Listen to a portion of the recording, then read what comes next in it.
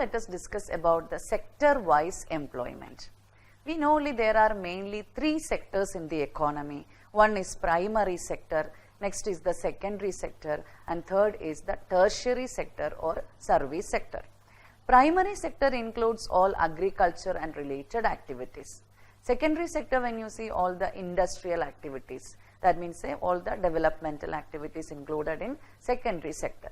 Third is the service sector or tertiary sector, which include transportation, communication, banking, health, education, such type of services are included there. Now when you see the percentage of how the percentage changes according to sector wise employment of people according to different sectors, when we compare this with different years, mainly we are taken 1951, means just before independence, just after independence, and the recent 2011, the last census when we have taken. When you compare both this, we can understand that primary sector in 1951, 72.1% employment opportunities were given. But when you see in 2011, it has reduced to 51.2%. So we can see the total change, which is a negative. Earlier it was 72.1 and it has reduced to 51.2. So the total change is negative 20.9. So the employment opportunities in agricultural sector or primary sector has been reduced. It is shown the negative sign. Now when we compare the employment opportunities of secondary sector in 1951 and 2011, we see in 1951 secondary sector contribution was only 10.6%, but in 2011 it has increased to 22.2. So we know naturally that is positive sign that the change which has been taken place in secondary sector is positive 12.4. That means 12.4 increase was there in between 1951 and 2011. Now when we compare the tertiary sector, it was 1951 17.3% contribution on employment, but in 2011 it has also shown increase, but lesser than secondary sector. It has reached to 26.3%, and the change we can see it is also positive. It has shown increase, so 9% increase has been shown even in the service sector. So when we compare these three, primary sector, secondary sector and service sector, we see that only the primary sector has shown the negative impact on employment. That means what is the reason the primary sector is shown decrease in employment opportunities? That means urbanization process, agricultural areas converted into industrial areas, and many people, they have left their agricultural employment to the other sectors. They might have shifted from agriculture to industries or service sector.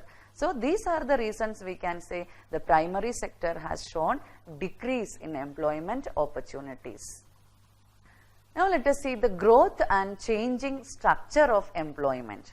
So there are mainly, when we compare the sectors, when you see according to the job opportunities, but there according to the division, we say public sector and private sector are there. Public sector, the GDP contribution was 25%. That means government sector employment has been providing GDP of 25%. But private sector, you see they will be contributing more percentage. It is 75% of GDP on national income. After liberalization, private sector has been participating in new areas like infrastructure in the sense that road construction, electricity generation, health, education, etc. So because of this development of private sector, we can see that the GDP contribution of private sector on employment has increased to 75%, where the public sector has been shown only 25% of GDP. Now primary sector, when you go to the employment opportunities given, contribution to GDP, how much percentage? 51.2% of employment is there in primary sector. They are contributing 15% of GDP. Secondary sector, when you see the total employment is 22.1% and the GDP contribution is only 26%. Now service sector, when you see the employment is 26.7 percentage, but the GDP contribution is 59 percentage. Now you compare all the employment, when you see primary sector comparing the other two, the employment opportunities are given more, 51.2 percentage employment is there with the primary sector, but the GDP contribution is only 15 percentage. That means more number of people are working in primary sector, though the national income contribution is only 15 percentage. What must be the reason? We know only our agricultural production has been shown decrease, but most of the people are depending upon still agriculture. So the contribution which is given to national income is shown very less compared to secondary sector and service sector. Now let us see what is digital revolution. Simplifying the work of producing goods and services through automation and computerization, which is known as digital revolution, or which is also known as ergonomics. That means what? When we introduce the new methods, computerization as well as automation, or when we see introducing the new technology, all this will change our work in a very low speed, when the low speed will convert it into high speed, and will produce the goods and services in such a way that we can have the development and growth of the economy. As an example, we say e-business.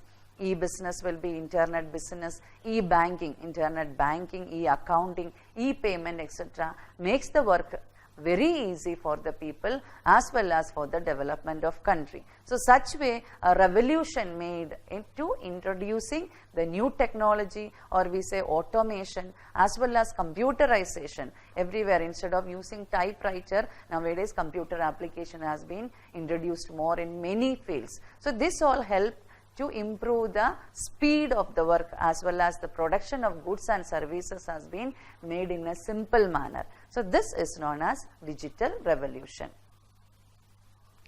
Next is informalization of employment. We all know what is formal employment. Formal employment means what? We will be applying for a job, government job, it is organized work will be there. We will be having proper timing will be there. Our salary will be always in a proper way, and high salary will get, and we have proper leaves will be there. Our working hours will be, when we compare the other work, unorganized work, the organized working hour will be proper. We will not be tired of doing the work, we will have rest also. But when you think about informal employments, so it is an organization which belongs to unorganized sector, where the workers will have only oral agreements, and they are the casual and self-employed workers.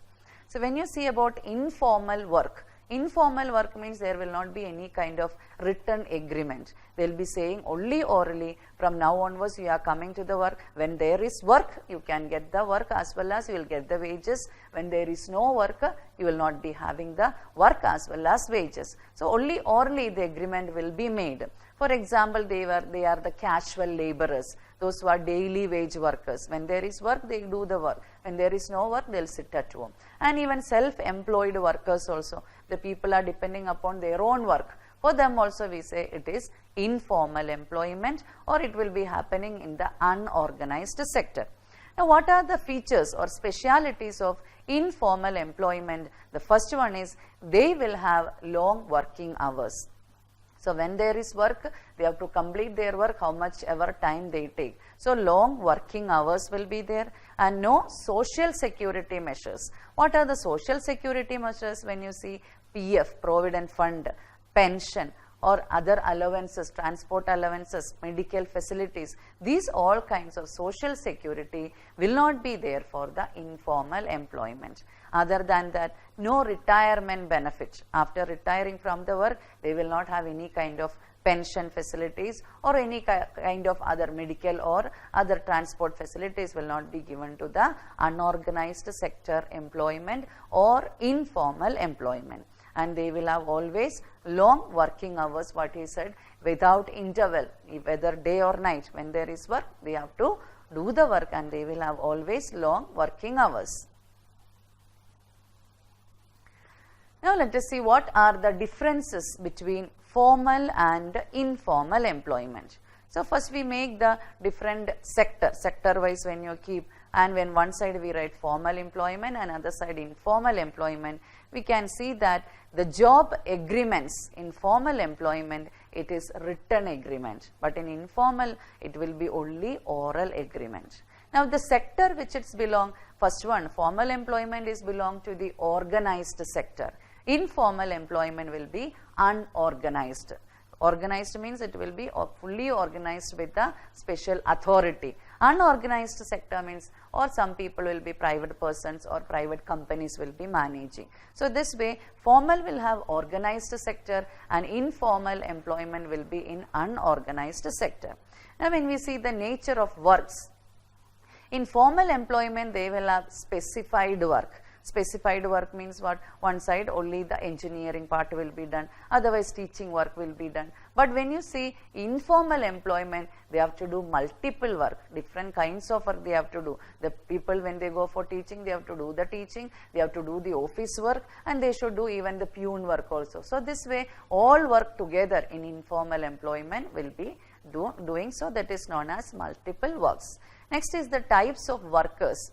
When you see in formal employment, the workers are regular salaried people. They will be getting monthly salary on time. But when you see here in informal employment, they are casual workers. That means when there is work, they will get wage. When there is no work, no wage for them. So we can say that they are self-employed people, otherwise casual workers. Now when we see the trade unions are very stronger in formal employment. So whenever any problem takes place, all the workers will join together and they will fight for their rights. So they will have strong trade unions. But when you see informal, those who are working, whenever there is work, they do work. Those kind of people, the trade unions are not allowed at all. Once they join for groupism and all, they will be thrown out of the job. So there will be always absence of trade unions in informal employment. Next, when we see the working hours, as we know that in formal employment always fixed working hours. They say 9 to 5 or 10 to 5 or 5:30 like that, the time is fixed. But in the informal employment, when there is work, till the work gets over, they have to continue the work. So they will have long working hours. Now when we see the accounts in the formal employment, submitting and auditing. So they will have proper accounts. They will keep the auditing as well as submitting the record and get it signature from the higher authority. All will be done in a systematic way. But in informal employment, there will be only own account. They will make their own account. They will give salary or wage according to their wish. So they will not have proper accounts. They keep always their own personal accounts. So these are the difference between formal and informal employment. Now when we see more on that job security, when you see in formal employment, there is job security. Formal employment, job security will be there. We say that when we are appointed for 4 years, that 4 years we will have complete job. In informal employment, what? When there is work, you go for work. When there is no work, they will be thrown out of the job. So there is no job security. Finally, job termination. In formal employment, the job termination is very difficult. We cannot, once we are appointed in government offices or special authority and all, what happens? We will be very difficult to remove from the job. Very difficult get termination. But in informal employment, when any problem happens, then and there they will be thrown out of the job. So it is very easy to job termination in informal employment. Now when we see the examples for formal and informal employment, types of workers. In formal employment, government employees, public sector enterprises employees, etc. will be there. And those who are working under a centralized authority will be the examples for formal employment. But in informal employment, all the workers together, agricultural laborers, construction workers, domestic workers, casual laborers, self-employed person, etc. will be the example for informal employees. Next, let us see the unemployment and what are its types. Unemployment is a situation where a person is willing to work but unable to find the job. So unemployment, the people are not employed in the sense that they are fully capable of doing work, they are qualified to do the work, they are searching also for to do the work, but they are not getting proper job opportunities. They all come under unemployment. Now unemployment types, when you see, there are different kinds of unemployment. First one is the open unemployment. It is a situation where a person willing to work at the existing wages but not gainfully employed. So open unemployment we can see with our own eyes. People will be searching with their qualification letters, books, papers and all. They search for different places for job and they are ready to work, and whatever wages they are paying, they are ready to accept that, but they are not getting a proper job. It is known as open unemployment. Second is the disguised unemployment. It is a situation where the number of workers are employed more than the requirements. So the requirement of workers are only 5 and they are working, or 7, 8 people are working there. That means what? 3 people will be having disguised unemployment. So whenever there is more people working than the requirement, it is known as disguised unemployment. This happens always in agriculture work. Mainly when agriculture only 1 or 2 persons work, the whole family will go and do the work and they will have disguised unemployment. We see that they are working, but actually when we find out they are unemployed. Means only work for 2 people and 5 people are working. That means 3 people are extra working. They have the disguised unemployment. Next is the seasonal unemployment. It occurs due to seasonal nature of work, especially agricultural sector. We know only agricultural sector, whenever there is proper monsoon takes place, the agricultural work will be developed. At that time, many people will have employment opportunities, especially in village areas. Most of the people depending upon agriculture, when the monsoon is proper, they will have proper agricultural work. The remaining days, when there is no proper monsoon and they don't have work at that time, they will undergo seasonal unemployment. Now when you see the roadside vendors also, when there is proper climate, proper weather, they will have a proper selling of the commodities. But when it rains, as well as when the weather is not proper, they have to pack up their things and they will have again seasonal unemployment. Next is the urban unemployment. It is a cyclic in nature due to economic activities, recession, etc.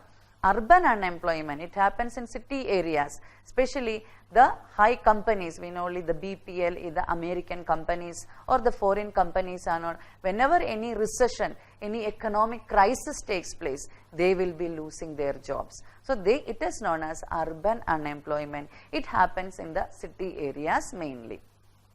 Next is the unemployment rate. How to calculate the unemployment rate?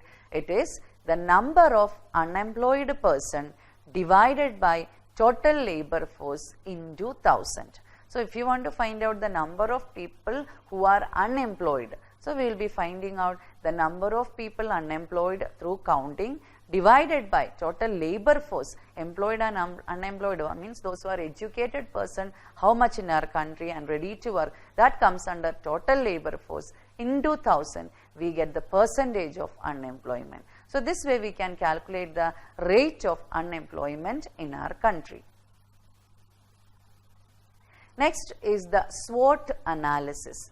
The SWOT analysis is always for finding the strength, weakness, opportunities and threats of our country. What is our strength? Our strength is new economic policy, planned economy, wide educational facilities, etc. So till 1991, we were not having a proper economic policy.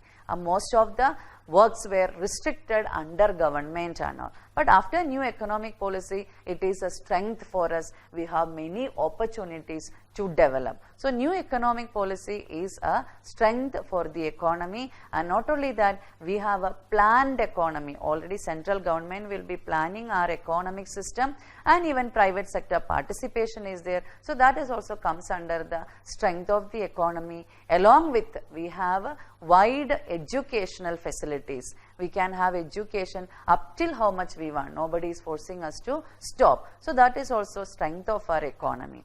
Next is the weakness. What are our weakness when you see lack of time management, lack of job skills and poverty. As a developing economy, the main thing what we have a improper time management. Whatever work we do, suppose the government does the developmental activities and already the planning will be made. In that planning, we cannot manage the work. That is our weakness. And many of the people have maybe high qualification, but when you see a job, the skills for that job may be sometimes lacking. That is our weakness. Third one is the main thing for our country, that is the poverty. Many people are living below poverty line. That is also comes under our weakness.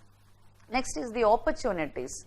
Opportunities where we can have exposure, development in science and technology, financial facilities, foreign direct investment, etc. So we can have development through many ways. Our science and technology development, nowadays many satellites have been invented. So science and technology have been shown development. And our banking system, earlier only very few banks were there in our country. Now we have many more banking facilities and financial facilities have been increased. Along with that, we have one more thing, that is our foreign direct investment. Foreign people invest money in our country and their companies are running in India. Many people will get employment opportunities with high salary on these companies. So they are also providing opportunities for our nation. Finally, the threats. What are the dangers we are facing through? One is the global competition. We have to compete with the world nations. Whatever we have to compete with them. That is a big threat or big danger for us. Next is the economics crisis, and we know only national income we have, but when we use it for different purposes, it has been shortage. We will be undergoing economics crisis. Money in the means of money and wealth we are having shortages. Finally, inflation, shortage of energy, etc. The prices of the commodities are rising very high and the value of money is decreasing. Nowadays, we can't see many 10 paisa, 50 paisa, even 1 rupee note, etc. We are not seeing with our own eyes. So that is because of inflation. Value of money is decreasing. And finally, shortage of energy. Always we have a electricity shortage, and as well as petrol, diesel, all these are coming shortage in our country. These are our dangers related to the economic development. So altogether we say this is the SWOT analysis.